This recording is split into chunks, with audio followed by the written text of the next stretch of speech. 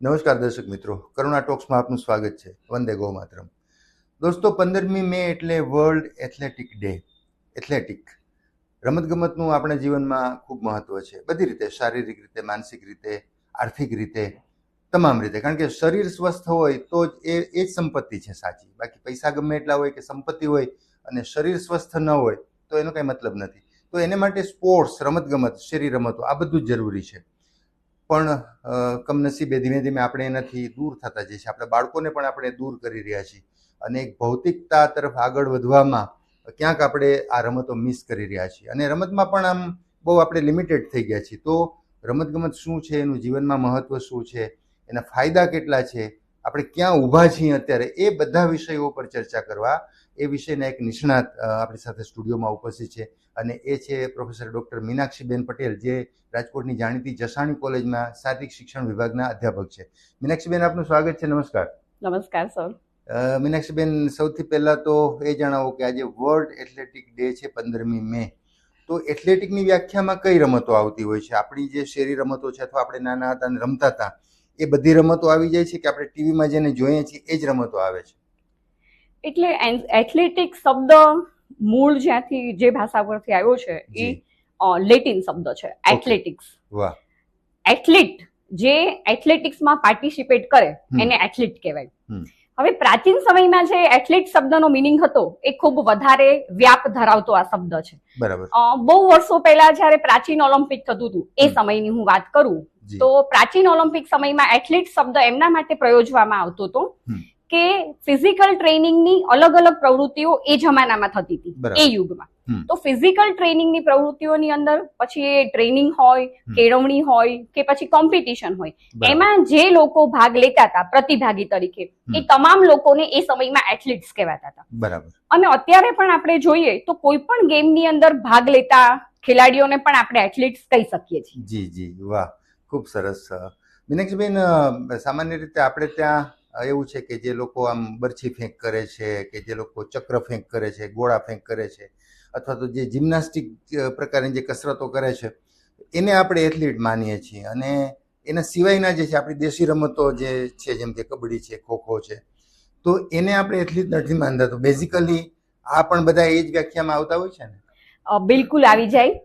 પ્રાચીન સમયમાં આ બધી સ્પર્ધાઓમાં ભાગ લેનાર પ્રતિભાગીને એથ્લીટ્સ જ કહેવાતું હતું. અત્યારે એવું થઈ ગયું છે કે એથ્લેટિક્સ સ્પર્ધામાં જે બાળકો ભાગ લઈ રહ્યા છે, પછી એમાં એથ્લેટિક્સની ઇવેન્ટ્સમાં રનિંગ છે, વોક છે, થ્રોઈંગ છે, જમ્પિંગ છે, આ બધી સ્પર્ધાઓમાં જે ભાગ લે એને વર્તમાન સમયમાં આપણે એથ્લીટ્સ કહીએ છીએ. પરંતુ કોઈ પણ ગેમમાં જે ભાગ લે છે એ દરેક ખેલાડીને આપણે એથ્લીટ્સ કહી શકીએ છીએ. જી જી જી. અચ્છા મીનાક્ષીબેન, આપણે અત્યારે ક્યાં ઊભા છીએ? જેમ કે રમતગમત એટલે ક્રિકેટ, આપણે તો એવું જ માની લીધું છે ખાસ કરીને ભારતમાં, આમ તો વિશ્વભરમાં લગભગ એ સ્થિતિ છે કે રમત એટલે માત્ર ને માત્ર ક્રિકેટ. આપણે યુવાનો એની પાછળ ગાંડા છે. આપણે અત્યારે IPL ચાલે છે, જોઈએ છીએ, લોકો લાખો લોકો ત્યાં સ્થળ ઉપર હેરાન થઈને જોવા જાય છે, એટલા લોકો ટીવી ઉપર જોવે છે. ગેમ એટલે માત્ર ક્રિકેટ, એના સિવાય કંઈ જ નહીં? ના, બિલકુલ એવું નથી. ક્રિકેટ પણ ગેમ જ છે, પણ ક્રિકેટ સિવાય ઘણી બધી ગેમ પણ છે. ધારો કે હોકી હોય, ફૂટબોલ છે, બાસ્કેટબોલ છે, લોન ટેનિસ છે, table tennis, karate, chess, badminton, kho kho. આ સિવાય આપણી ઘણી બધી દેશી રમતો પણ છે. એક સમયે આપણે શેરીઓમાં જે બધી દેશી રમતો રમતા હતા, આ બધી જ ગેમ્સ રમત જ ગણાય, ફક્ત ક્રિકેટ નહીં. પણ ક્યાંક ને ક્યાંક ભારતમાં અને સમગ્ર વિશ્વમાં એવું જોવા મળે છે કે ક્રિકેટનો જે ક્રેઝ છે, કદાચ એનું જે માધ્યમો દ્વારા પ્રસારણ થઈ રહ્યું છે, સરકાર ડાયરેક્ટ એમાં જે ઇન્વોલ્વમેન્ટ કરી રહી છે, આ રમતનો જે રીતે પ્રચાર થઈ રહ્યો છે, એના કારણે ધારો કે વર્લ્ડ કપ જેવી ક્રિકેટની મેચ હોય તો રોડ ઉપર ને શેરીએ મોટી મોટી સ્ક્રીન લગાવીને લોકો મેચ જોતા હોય છે. આપણે જોઈએ ટ્રાફિક રોડ ઉપર એટલો બધો જામ થઈ જાય છે, છતાંય સ્ક્રીન આપણે મેઇન રોડ ઉપર લગાવીને જે ક્રિકેટ જોઈ રહ્યા છીએ. એવી જ રીતે ક્યારેય આપણે રોડ ઉપર અત્યારે છેલ્લા ઘણા સમયથી કબડ્ડી પ્રીમિયર લીગ ચાલુ છે, તો બીજી રમતો આપણે એ રીતે નથી જોઈ રહ્યા. હકીકતમાં ક્રિકેટ સિવાય ઘણી બધી બીજી પણ ફાસ્ટેસ્ટ ગેમ છે અને દરેક ગેમને આપણે મહત્વ આપવું જોઈએ, દરેક ખેલાડીઓને સેમ રિસ્પેક્ટ આપવો જોઈએ. જી. અચ્છા, એટલે દરેક પેરેન્ટ્સને પોતાના દીકરાને સચિન તેંડુલકર બનાવી દેવો છે, વિરાટ કોહલી બનાવી દેવો છે, પણ નીરજ ચોપરા બનાવવાની કોઈને બહુ યાદ નથી આવતું. તો મારે ખાસ તો એ પૂછવું છે કે બાળકો રમતથી દૂર કેમ થઈ રહ્યા છે? આપણે જ્યારે નાના હતા, મને બરાબર યાદ છે, અમે પેલો ધમાલ ગોટો રમતા, કબડ્ડી રમતા, ખો રમતા ને બધું સ્કૂલમાં પણ રમતા ને શેરીમાં પણ રમતા. તો હવે બાળકો જેનાથી દૂર થઈ ગયા છે, ક્યાંક મોબાઈલ કારણભૂત છે અથવા પેરેન્ટ્સની માનસિકતા કારણભૂત છે, તમારી દ્રષ્ટિએ શું કારણ છે? એટલે અત્યારના બાળકો જે રમતોથી અથવા ફિઝિકલ ટ્રેનિંગથી દૂર થઈ રહ્યા છે, જી એના માટે ફક્ત બાળકો જ જવાબદાર છે એવું ન કહી શકાય. કારણ કે ક્યાંક ને ક્યાંક એવું છે, બાળકની જે માનસિકતા છે એને આપણે જે રીતે ટ્રેન કરશું એ રીતે ટ્રેન થશે. બરાબર. પછી એક સમય એવો હતો કે જ્યારે હું અમારા જમાનાની વાત કરું કે જ્યારે અમે લોકો સ્કૂલમાં ભણતા હતા જી ત્યારે એવું હતું કે સ્કૂલની અંદર તો ઘણા બધા ક્લાસ હોય, બાલ મંદિરથી શરૂ કરીને 12 ધોરણ સુધીના ક્લાસ હોય, આર્ટ્સ, કોમર્સ, હોમ સાયન્સ. પણ આ દરેક ક્લાસની અથવા સ્કૂલની અંદર ભણતા દરેક બાળકોની, દરેક વિદ્યાર્થીઓનું શનિવારે એક માસ પીટીનો પીરિયડ રાખવામાં આવતો. બરાબર. એટલે શનિવારે જ્યારે પ્રાર્થના શરૂ થાય ને, પ્રાર્થના પૂરી થાય પછી આખી સ્કૂલના તમામ વિદ્યાર્થીઓ એ માસ પીટીની અંદર પાર્ટિસિપેશન કરે. સ્કૂલની અંદર અમુક ખેલાડીઓ એવા હોય કે જેને સ્પોર્ટ્સ પ્રત્યે વધારે લાગણી હોય, તો એ બાળકોને આગલા 2-3 દિવસથી પ્રેક્ટિસ કરાવતા હોય પીટી ટીચર, અને પછી એ લોકો સ્ટેજ ઉપર પરફોર્મ કરે અને સાથે સ્કૂલના દરેક બાળકો સ્ટેજ ઉપર જે પરફોર્મન્સ કરે છે એ પરફોર્મર કરનાર વિદ્યાર્થીને જોઈને એ લોકો પરફોર્મ કરતા હોય. હવે માસ પીટી ની અંદર ઘણું બધું કરાવાતું, જેમ કે માસ પીટીમાં રશિયન પીટી ટેબલ છે, એથ્લેટિક્સ પીટી ટેબલ છે, આપણે જે નોર્મલ રેગ્યુલર પીટી ટેબલ કરતા હોઈએ છીએ, સામાન્ય રોટેશન, હાથ પગની મૂવમેન્ટ, એવું બધું કરાવવામાં આવતું. આ સિવાય બાળકોને ડ્રમ વગાડતા શીખવાડવામાં આવતું હતું, કારણ કે માસ પીટીના જે ડાવ કરતા હોઈએ ને ત્યારે 8-8 કાઉન્ટમાં આપણે કરતા હોઈએ, 16 કાઉન્ટની એની રિધમ હોય, તો એ પણ સ્કૂલના બાળકોને શીખવાડવામાં આવતું હતું. બાળકો પોતે જ ડ્રમ વગાડતા અને પરફોર્મન્સ કરતા. આ સિવાય સાધન વ્યાયામની ઘણી બધી પ્રવૃત્તિઓ થતી હતી, જેમ કે ડમ્બેલ્સ કરાવવામાં આવતું હતું, લેઝિમ કરાવવામાં આવતું હતું. લેઝિમમાં પણ અમને લોકોને 2 પ્રકારના લેઝિમ કરાવવામાં આવતા હતા, ઘાટી લેઝિમ, હિન્દુસ્તાની લેઝિમ, પછી વોન્ડ છે, पहिया છે, રિબનના દાવ છે. તો સ્કૂલની અંદર જે આખું સ્કૂલ કેમ્પસમાં શનિવારે જે ફિટનેસ કલ્ચર ઊભું થતું હતું, એની એક ઇફેક્ટ એવી રહેતી હતી કે સ્કૂલની અંદરથી બાળકોને એવો ખ્યાલ આવતો હતો કે અમે લોકો થોડી ઘણી ફિટનેસની પ્રવૃત્તિઓ કરી શકીએ છીએ. તો જેના કારણે આ બાળકો સ્કૂલમાં જ્યારે બધી અલગ અલગ કોમ્પિટિશનમાં અન્ય ખેલાડીઓ પ્રેક્ટિસ કરતા હોય તો એને જોઈને મોટિવેટ થતા હતા કે અમે લોકો જો શનિવારે આવી પ્રવૃત્તિઓ કરી શકીએ છીએ તો એનો મતલબ કે સ્પોર્ટ્સ એક્ટિવિટીઝમાં અમે લોકો પાર્ટિસિપેટ કરી શકશું. એના કારણે શૈક્ષણિક સંસ્થાઓમાં આખું એક sports health fitness culture develop થતું હતું. એટલે સ્કૂલોની અંદર જે આ નીકળી ગયું છે એ ખરેખર જો પુનઃ આપણે એને સ્થાન આપી શકીએ તો કદાચ આપણા રાજ્યના, આ રાષ્ટ્રના બાળકો વધુ ને વધુ ફિટ થઈ શકે એવી શક્યતાઓ. બરાબર. બીજું એક એવું છે કે આપણા ઘરની જો વાત કરીએ તો જૂના સમયમાં જે મકાનો હતા, ક્યાંક ને ક્યાંક એ મકાનોમાં ફળિયા હતા. બરાબર. ફળિયા હોવાના કારણે ત્યાં માટી જોવા મળે, એટલે આપણા ઘરમાં જે બાળકો હોય નાના નાના એ બધા ફળિયામાં રમતા હોય. બીજું સોસાયટીમાં એક શેરીની અંદર રમતો રમાતી, જે શેરી રમતોની અંદર આપણે સાદી સાતતાળી હોય, લંગડી હોય, પછી પૈડા ચાલ હોય, પછી બરફની સળી ખૂતામણી કરતા. એટલે આવી બધી જે નાની નાની રમતો છે એ આપણે શેરીઓની અંદર જે રમતા હતા એના કારણે શું થતું હતું કે બાળકો એક માટી સાથે જોડાયેલા રહેતા.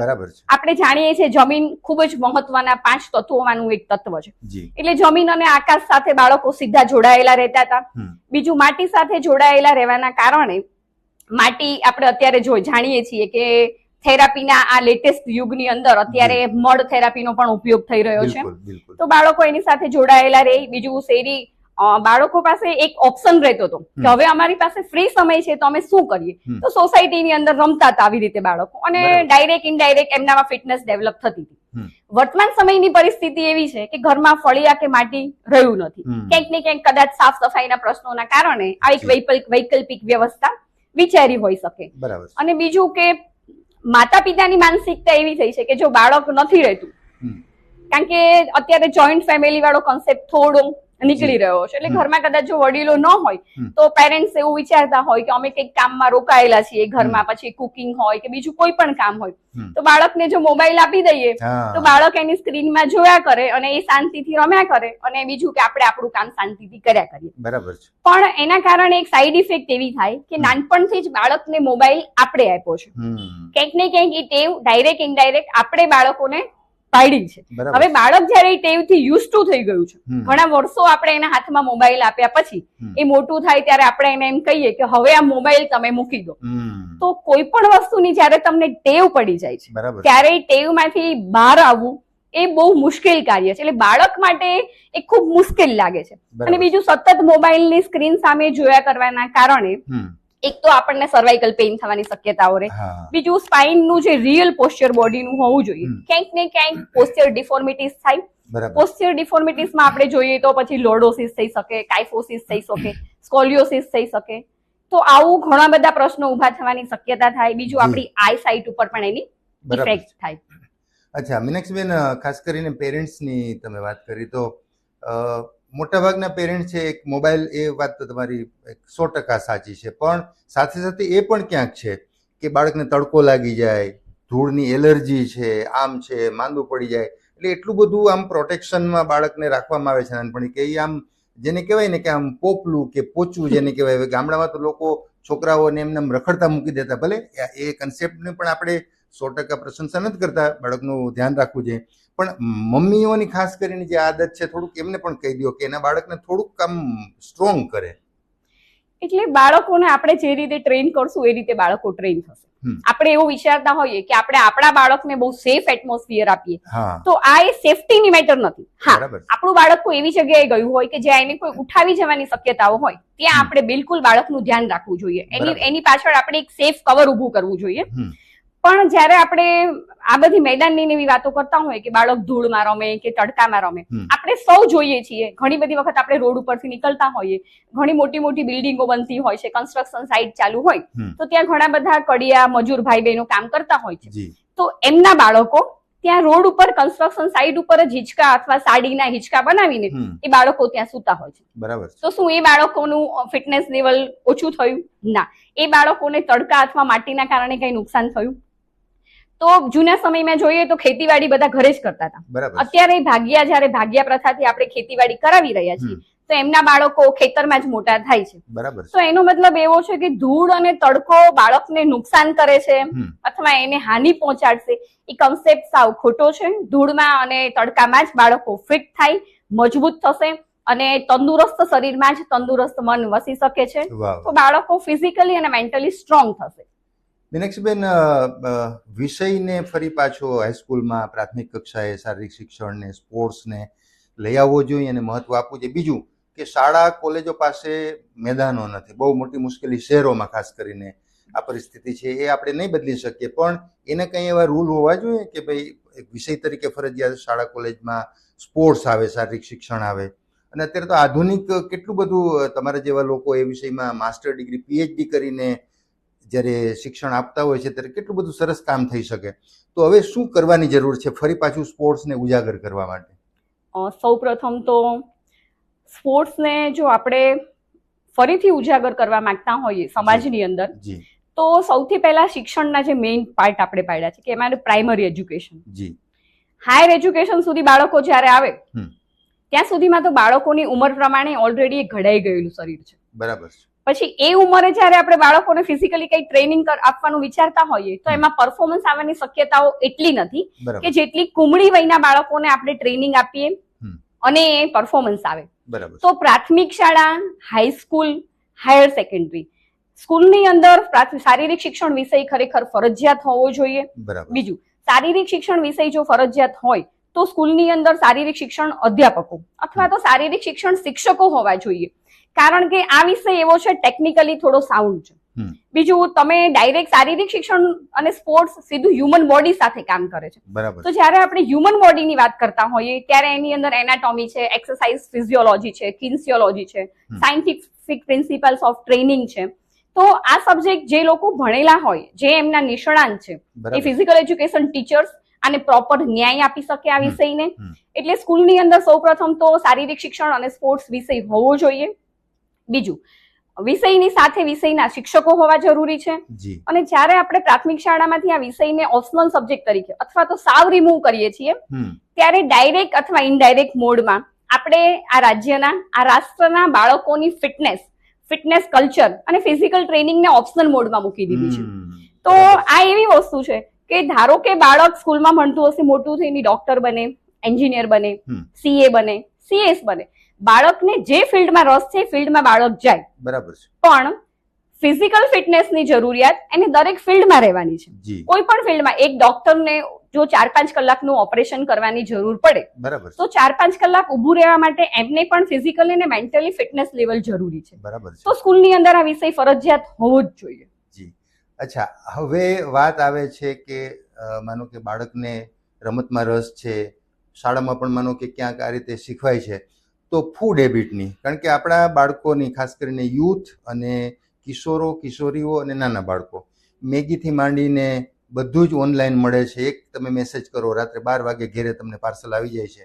આટલી સરળતાને કારણે બાળકો મેદસ્વી થતા જાય છે, ગમે તે ખાય છે. જે આપણી ગુજરાતી પરંપરાગત જે થાળી છે એમાં અમે જ્યાં સુધી જાણીએ, અમારો વિષય નથી એ તો તમે જ સારી રીતે કહી શકશો, પણ ગુજરાતી થાળીમાં બધું છે એવું સાંભળ્યું છે.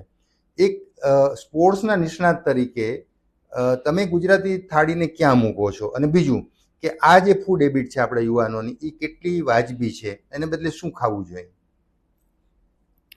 સૌ પ્રથમ તો અત્યારના બાળકોની જે ફૂડ હેબિટ છે જી, એ મોટા ભાગે એવું છે, બાળકોનું શેડ્યુલ કંઈક એવું છે કે સ્કૂલેથી સવારમાં ઉઠીને સ્કૂલે જાય, સ્કૂલેથી ઘરે આવે, ઘરેથી ટ્યુશનમાં જાય, ટ્યુશનથી પાછું બાળક ઘરે આવે, પછી એક્ટિવિટીઝના ક્લાસમાં જાય, સ્ટે બેક કરે.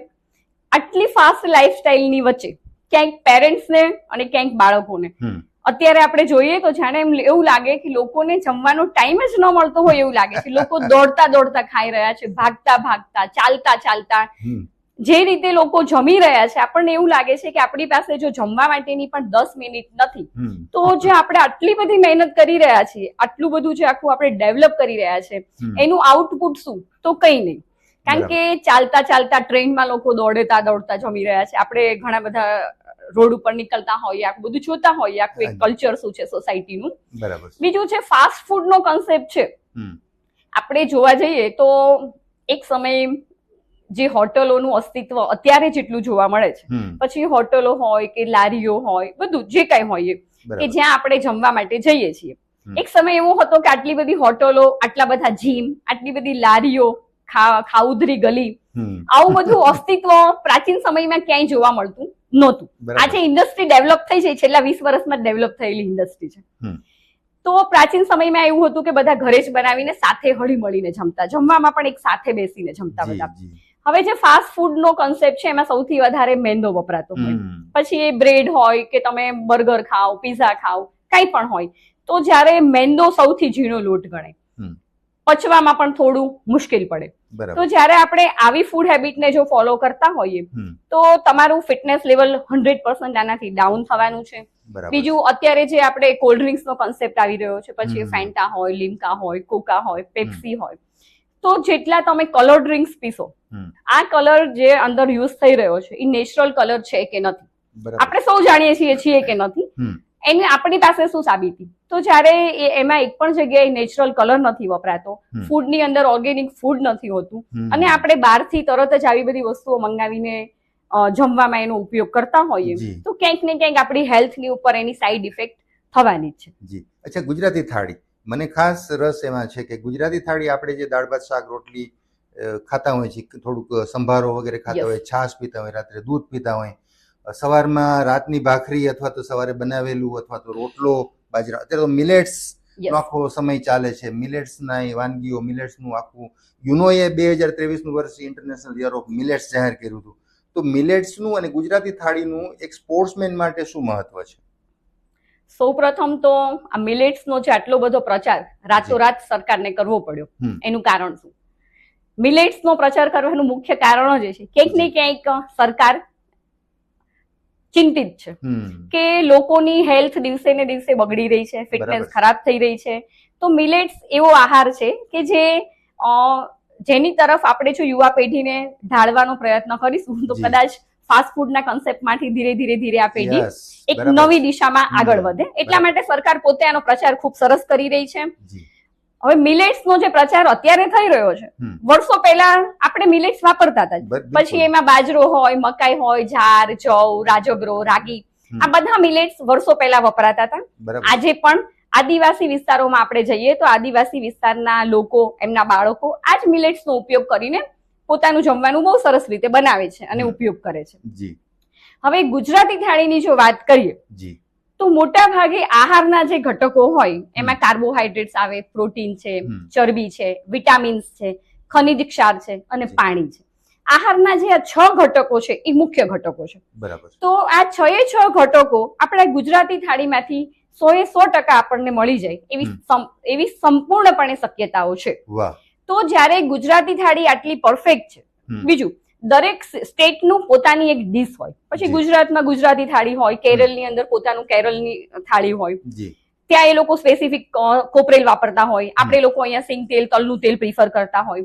તો જે વિસ્તારમાં તમે રહો છો, જે વિસ્તારમાં આપણે રહીએ છીએ એ વિસ્તારના અનાજને આપણે પ્રિફર કરવું જોઈએ. એ વધારે હિતાવહ છે. કેરળમાં કોપરેલનું તેલ યુઝ થતું હોય તો એનો મતલબ એવો નથી કે આપણે ગુજરાતમાં કોપરેલના તેલમાં રસોઈ કરીએ. આપણે સિંગ તેલમાં આપણે જ્યાં તેલીબિયા જે બિયા અહીંયા થાય છે, સિંગ તેલ છે, તલનું તેલ છે, તો આપણે આપણા આહારમાં એ જ વાપરવું જોઈએ. બીજું, ધારો કે ભાત હોય કે રોટલી હોય તો એમાંથી આપણને જેટલું દૈનિક જરૂરિયાત છે કાર્બોહાઈડ્રેટ્સની, એટલું કાર્બોહાઈડ્રેટ્સ આપણને એમાંથી મળી જાય છે. બીજું, આપણે પ્રોટીનની વાત કરતા હોઈએ તો ડેઈલી આપણી થાળી જ ગુજરાતી થાળી એવી હતી કે જેમાં આપણે દાળ અથવા તો કઠોળ બેમાંથી એક તો મોટા ભાગે બનતું જ હોય. તો દાળમાંથી પણ આપણને પ્રોટીન મળી જાય છે. અથવા આપણે દાળના ઓપ્શનલમાં જો કઠોળ બનાવતા હોઈએ તો કઠોળમાંથી પણ પ્રોટીન મળતું હોય છે. પછી આપણે અહીંયા જમવામાં રોટલી ઉપર ઘી લગાવતા હોઈએ છીએ તો ઘીની અંદર ફેટ હોય. બીજું, બોડીમાં ક્યાંક ને ક્યાંક ફ્લુઇડ ડેવલપ કરવામાં ઘીનો બહુ મહત્વનો રોલ છે. એટલે ઘી અને તેલ નું જે ચિકાસ છે એ ચિકાસ સાંધાઓ માટે પણ ખૂબ સારી છે. એમાં જો ગાયનું ઘી રસોઈમાં વપરાતું હોય તો એ ખૂબ ઉત્તમ વાત છે. પછી મિનરલ્સની જો વાત કરતા હોઈએ તો છાશની અંદર હોય, પાણીમાં આપણે ઘણા બધા મિનરલ્સ હોય છે. પછી છાશમાં વિટામિન હોય. આ સિવાય આપણે સંભારા અથવા સલાડની એક પ્રથા આપણે ત્યાં જમવામાં હતી કે સલાડ વગર આપણી ગુજરાતી થાળી અધૂરી ગણાય.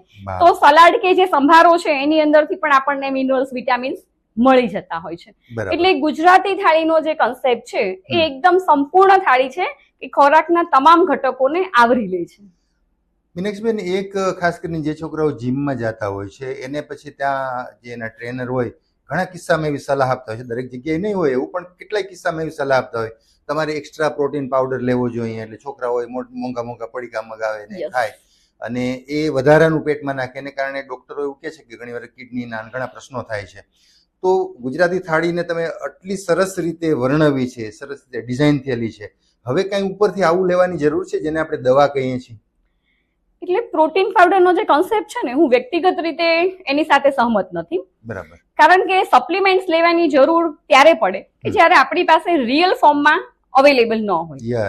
હવે ધારો કે આપણી પાસે દલિયા છે, ડાળિયા છે, ચણા છે, કઠોળ છે, આટલી બધી દાળ છે, આ બધા જ માંથી જયારે આપણને પ્રોટીન એક નેચરલ ફોર્મમાં મળે છે તો પ્રોટીન પાવડર ને આપણે શા માટે લેવો જોઈએ? ધારો કે આપણે કોઈ રિપોર્ટ કરાવ્યો, લેબોરેટરીમાં ટેસ્ટ કરાવ્યો અને કદાચ એવું આવે છે કે આપણા બોડીમાં થોડું પ્રોટીન ઘટે છે, તો આટલા બધા ખોરાકના એવા ખોરાક છે કે જેમાંથી આપણને પ્રોટીન મળી શકે એમ છે. તો જો આપણા બોડીમાં પ્રોટીન ઘટતું હોય તો આપણે આમાંથી જ, આ સોર્સમાંથી જ પ્રોટીનને ઇન્ટેક કરવાનો પ્રયત્ન કરવો જોઈએ. અને પ્રોટીન પાવડરની જો આપણે વાત કરતા હોઈએ, જે જીમ કલ્ચર સોસાયટીમાં ડેવલપ થઈ રહ્યું છે કે લોકો 3,000, 3,500 હજારના પ્રોટીન પાવડરના પેકેટ લેતા હોય છે, આવડા ડબ્બા યુઝ કરતા હોય છે. બીજું, એનું કદાચ એક કારણ આ કલ્ચર ડેવલપ થવાનું એવું પણ હોઈ શકે. ટીવીની અંદર જેટલી બધી એડવર્ટાઇઝમેન્ટ આવતી હોય ને, ક્યાંક ને ક્યાંક આપણે છે ને સેલિબ્રિટીઝ ગણતા હોઈએ, એ લોકો હાથમાં આવા પ્રોટીન શેક આમ હલાવીને પીતા હોય, જીમમાં એ લોકો બોટલ સાથે રાખીને આ બધું જે મિક્સ કરતા હોય. અને ક્યાંક ને ક્યાંક જે રીતે પ્રોટીન પાવડરની જાહેરાત એટલી બધી થઈ રહી છે કે એક્સરસાઇઝ કરવા વાળા લોકોને ક્યાંક ને ક્યાંક એવું મગજમાં ફિટ થઈ ગયું છે કે આપણે જો વર્કઆઉટ કરીએ તો એક્સ્ટ્રા પ્રોટીન પાવડરની જરૂર પડે. હકીકતમાં તમે કેટલી કેલેરી યુઝ કરો છો, કેટલું વર્કઆઉટ કરો છો, એ પ્રમાણે આપણે ડાયટમાં એ પ્રમાણે ચેન્જ કરવા જોઈએ. જો આપણને એવું લાગતું હોય કે વધુ કેલેરી બર્ન થાય છે તો વધુ કેલેરીની ઇન્ટેક કરવી જોઈએ. બરાબર. વધુ પ્રોટીન આપણું વપરાય છે બોડીમાંથી તો વધુ પ્રોટીન આપણને મળે એવો આહાર આપણો એ પ્રમાણેનો સેટ કરવો જોઈએ. બાકી પ્રોટીન પાવડરના કન્સેપ્ટ સાથે હું બિલકુલ સહમત નથી. વાહ વાહ, ખૂબ સરસ. ખાસ કરીને નવી પેઢી અત્યારે લાઈવ આપણો ઇન્ટરવ્યુ સાંભળી રહ્યા છે તો એ ચોક્કસપણે તમારી વાત માનશે અથવા તો પછી પણ જે આ ઇન્ટરવ્યુ જોશે તો એ આમાંથી ચોક્કસપણે કંઈક પ્રેરણા લેશે. અચ્છા, તમે સ્પોર્ટ્સમાં કેમ આવી ગયા? નાનપણથી તમે કીધું એ રીતે પ્રાથમિક શાળાથી કે હાઈસ્કૂલથી તમને સ્પોર્ટ્સનો, શેરી રમતોનો રસ હતો એવો કેમ વિચાર કર્યો કે ભાઈ સ્પોર્ટ્સમાં કારકિર્દી બનાવી અને એક સ્પોર્ટ્સના અધ્યાપક તરીકે, શારીરિક શિક્ષણના અધ્યાપક તરીકે આપણે જવું છે, તો સ્પોર્ટ્સ માટે તમે એમપીએડ કર્યું હશે, પછી જે કંઈ પીએચડી વગેરે કર્યું છે, તો સ્પોર્ટ્સમાં તમે કેમ દાખલ કેમ થયા, ખાસ કરીને એ વાત કહો. બહુ નાની હતી ને ત્યારે મને ફિઝિકલ એક્ટિવિટીઝ કરવી તો પહેલેથી જ ગમતી હતી. બરાબર. પણ સ્પોર્ટ્સને કેરિયર તરીકે એક્સેપ્ટ કરાય એ કન્સેપ્ટ કદાચ બાળપણમાં મનમાં ન પણ હોય. પણ જે સ્કૂલમાં મારું એજ્યુકેશન થયું, મારા પપ્પાએ મારા માટે કદાચ સર્વશ્રેષ્ઠ સ્કૂલની પસંદગી કરી હશે. અમદાવાદ જેવા શહેરમાં હું ભણતી હતી. મારું પ્રાથમિક શાળાનું શિક્ષણ અમદાવાદ શહેરમાં થયું છે. બરાબર. એ સમયે એવું હતું કે અમદાવાદથી કોઈ રાજકોટમાં ભણવા આવે ને એવો કન્સેપ્ટ ન હોય. રાજકોટથી અથવા નાના નાના ગામડાઓમાંથી બાળકોને માતા પિતા અમદાવાદ જેવા શહેરમાં ભણવા મૂકે. બરાબર. મારા સદનસીબે મારા પિતાએ કડવીબાઈ સ્કૂલની એક વખત મુલાકાત લીધી હતી. કડવીબાઈ સ્કૂલ રાજકોટમાં જ આવેલી છે. અને ત્યારે મારા ફાધરને એવું થયું કે મારી દીકરી માટે આ સ્કૂલ શ્રેષ્ઠ છે. એટલે હું 7મા ધોરણમાં જયારે આવી ત્યારે મને કડવીબાઈ સ્કૂલમાં હોસ્ટેલમાં મૂકવામાં આવી. પછી સ્કૂલની અંદર જે શારીરિક શિક્ષણના શિક્ષક હોય ને એ હંમેશા દર શનિવારે જે પ્રવૃત્તિઓ સ્કૂલમાં થતી હોય એમાંથી એવા બાળકોનું એમના ધ્યાનમાં આવી જાય કે જે બાળકો સ્પોર્ટ્સમાં, ફિટનેસની એક્ટિવિટીઝમાં રસ લેતા હોય. બરાબર. અને મેં મારી કારકિર્દીની સ્પોર્ટ્સની જે શરૂઆત છે કડવીબાઈ સ્કૂલમાંથી કરી હતી. અને કડવીબાઈ સ્કૂલની અંદર હું પહેલા ખોખો રમતી હતી. સાવ ખોખો રમતથી જ મેં શરૂઆત કરી છે. ત્યાર પછી ધીરે ધીરે હું એથ્લેટિક્સમાં આગળ વધી. એટલે જે સ્પોર્ટ્સ કલ્ચર મારામાં છે એ સ્કૂલ સમયથી જ આવી ગયું હતું. અને સદનસીબે મને બહુ સારા શારીરિક શિક્ષણ વિષયના શિક્ષકો મળ્યા. સ્કૂલની અંદર મને પ્રાથમિક શાળા, હાઈસ્કૂલમાં રેખાબેન વાઢેર મળ્યા. કોલેજની અંદર મને સારા શારીરિક શિક્ષણ શિક્ષક મળ્યા, શ્રીમતી સ્નેહાબેન પટેલ. પછી મેં ડીપીએડ, એમપીએડ કર્યું. એટલે મારા જીવનમાં મારા માતા પિતાનો, મારા શિક્ષકોનો ખૂબ જ મહત્વનો રોલ છે. જ્યારે કોઈ બાળક સ્પોર્ટ્સમાં આગળ વધે ને ત્યારે એના સ્પોર્ટ્સ શેડ્યુલને મેનેજ કરવા એ માતા પિતા માટે ખૂબ મુશ્કેલ છે. કોમ્પિટિશનો અલગ અલગ જગ્યાએ થતી હોય, ડેઈલી બાળકોની પ્રેક્ટિસ અલગ અલગ જગ્યાએ થતી હોય. હું વેકેશનમાં પણ જ્યારે અમદાવાદ જતી તો એ સમયે હું નિકોલ એરિયામાં રહું છું. બરાબર. તો નિકોલની અંદર આખું સ્પોર્ટ્સ કલ્ચર બિલકુલ ત્યારે ડેવલપ નહોતું થયું. હું 92, 93 ની વાત કરું છું. એક પણ મેદાન નિકોલ નરોડા વિસ્તારમાં જ્યારે નહોતું ત્યારે સોસાયટીની અંદર પણ જ્યારે આપણે ટ્રેકસૂટ પહેરીને રોડ ઉપર નીકળતા હોઈએ અથવા સિટી બસમાં જતા હોઈએ તો કોલેજના સમયે બધી દીકરીઓ એકદમ આમ તૈયાર થઈને કોલેજ જતી હોય. મારા જેવી એક વિદ્યાર્થી ટ્રેકસૂટ પહેરીને રોજ એ પણ સેમ યુનિફોર્મ. તો થોડો કન્સેપ્ટ આખો જુદો લાગતો. લોકો ધારી ધારીને આપણને આમ જોતા હોય કે આ તો કેવું પહેર્યું છે ને કઈ રીતે નીકળે છે. એટલે ટ્રેડિશનલ માંથી ટ્રેકસૂટની જે સફર છે થોડી મને મુશ્કેલ તો પડી હતી. બીજું કે હું જે ફેમિલીને બિલોંગ કરું છું એમ ખેતીવાડી સાથે જોડાયેલું ફેમિલી. મારા માતાનું શિક્ષણની જો વાત કરું તો પોતે 7 ધોરણ ભણેલા. એટલે આખું સાડીવાળો જે કન્સેપ્ટ હોય ટ્રેડિશનલ એમાંથી દીકરીઓને સીધી ટ્રેકસૂટમાં અથવા શોર્ટ્સમાં, સ્પોર્ટ્સ ડ્રેસમાં ડાયરેક્ટ જોવે તો ધીરે ધીરે આખું જે ફેમિલી બેકગ્રાઉન્ડ છે એ સેટઅપ મારા ફાધરે કર્યું. એટલે બહુ મહત્વનું યોગદાન છે મારી કારકિર્દીના ઘડતરમાં મારા પિતાનું. કદાચ આજે મારા પપ્પા મારી સાથે નથી, પણ મને આજે આટલા વર્ષે પણ એવું થાય કે જે રીતે એમણે મને ટ્રેન કરી છે તો જીવનમાં કોઈ પણ મુસીબતો આવે તો મેં જે સ્પોર્ટ્સ સિલેક્ટ કર્યું છે, રમત ગમત એક સબ્જેક્ટ તરીકે મારા જીવનમાં, કારકિર્દી તરીકે, તો રમત તમને જીવનમાં જે શીખવાડે છે કદાચ બીજા વિષયો શીખવાડતા હશે પણ બીજા વિષયોનો મને એટલો અનુભવ નથી જેટલો મને સ્પોર્ટ્સનો છે. તમને સંઘર્ષોમાંથી સતત લડતા, ઝઝુમતા, જીવતા તમને તમારું જે સંપૂર્ણ ઘડતર કરે છે એ સ્પોર્ટ્સ અને રમતગમત દ્વારા થઈ શકે છે. ફિઝિકલી તમે ફિટ રહો છો, મેન્ટલી આ સબ્જેક્ટ તમને સ્ટ્રોંગ કરે છે, સોશિયલી તમે એડજસ્ટેબલ થાવ છો, સ્પિરિચ્યુઅલી ડેવલપ થઈએ છીએ. તો રમતગમતના શારીરિક શિક્ષણના જીવનમાં મેં ખૂબ જ ફાયદાઓ અનુભવ્યા છે. જી અચ્છા મીનાક્ષીબેન, શારીરિક શિક્ષણમાં તો તમે એટલા આગળ છો, ડોક્ટરેટ તમે પછી એમાં આગળ ઉપર થયા છો, પણ તમે બીજા વિષયમાં પણ જેમ કે તમે પત્રકારત્વનો અભ્યાસ કર્યો, તમે સંગીતનો અભ્યાસ કર્યો, તો ક્યાં રમતનું મેદાન એટલે સ્પોર્ટ્સ, ક્યાં પત્રકારત્વ, ક્યાં સંગીત, બધાનું કોમ્બિનેશન એક સાથે કરીને તો આટલા બધા જુદા જુદા વિષયના અભ્યાસ કરવાની ઈચ્છા કેમ થઈ? કારણ કે તમે કંઈ એટલે એવું નથી, ઘણી વખત લોકો એમ કે આપણે નવરા છીએ એટલે ભણીએ, પણ તમારા માટે તો એવું પણ નહોતું. તમે અધ્યાપક તરીકે કામ કરો છો, જોબ કરો છો, એમાંય તમારું કામ મેદાની કામ હોય છે, વિદ્યાર્થીઓને લઈ જવા, શીખવવું. તો એ માત્ર 2 પીરિયડ લઈ લેવા, 3 પીરિયડ લઈ લેવા, જે બીજા વિષયોમાં સરળતા હોય છે એવી તમારે નથી હોતી. તમારે તો દિવસો સુધી પ્રવૃત્તિ ચાલતી હોય. એની વચ્ચે આટલા વિષયો કેમ ભણ્યા? એટલે મતલબ જર્નાલિઝમ, સંગીત કેમ ભેગું કર્યું બધું? એટલે સૌ પ્રથમ તો મેં બીકોમ એમકોમ જ્યારે કર્યું ત્યારે મેઇન હેતુ એવો હતો કે મારે કરવું હતું તો સ્પોર્ટ્સ જ. બરાબર. ડાયરેક્ટ 12th પછી ડીપીએડ થાય ગ્રેજ્યુએશન પછી. તો ડીપીએડ કરવા માટે તમારી પાસે ગ્રેજ્યુએશન હોવું જરૂરી હતું. એટલે મેં બીકોમ અને એમકોમ કર્યું ત્યારે હું બીકોમ એમકોમ કરવાની સાથે સાથે સ્પોર્ટ્સ કન્ટિન્યુ કરતી હતી. બરાબર. પછી 2004 મેં કોલેજ જોઈન કરી. એટલે 2004 હું અધ્યાપક બની ગઈ હતી. બરાબર. પછી નેટ સ્લેટની એક્ઝામની તૈયારી કરી. ત્યાર પછી ગ્રાન્ટીનેડ કોલેજમાં હું 2010 નોકરીએ હાજર થઈ.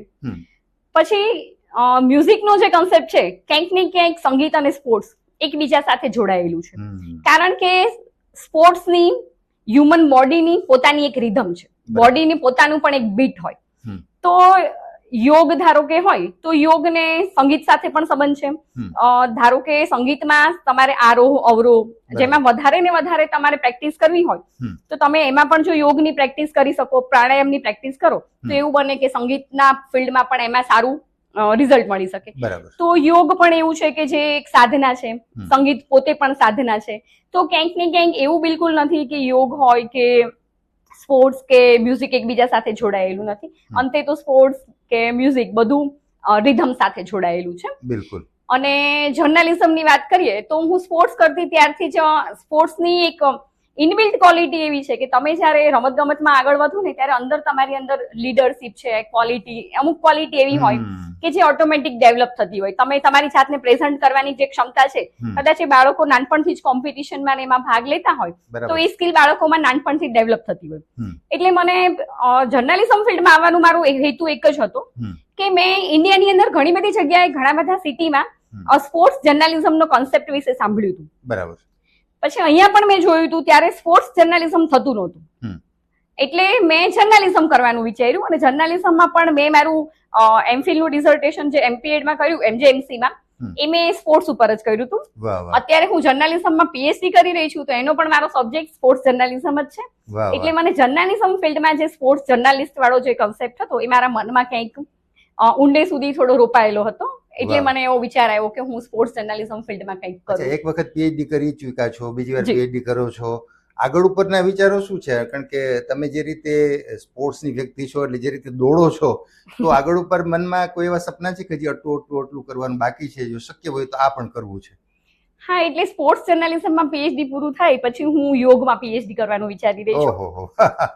મેં મારું ફર્સ્ટ પીએચડી યોગ અને એરોબિક ડાન્સ કોરિયોગ્રાફી ઉપર ફિઝિકલ એજ્યુકેશનમાં જ કર્યું છે.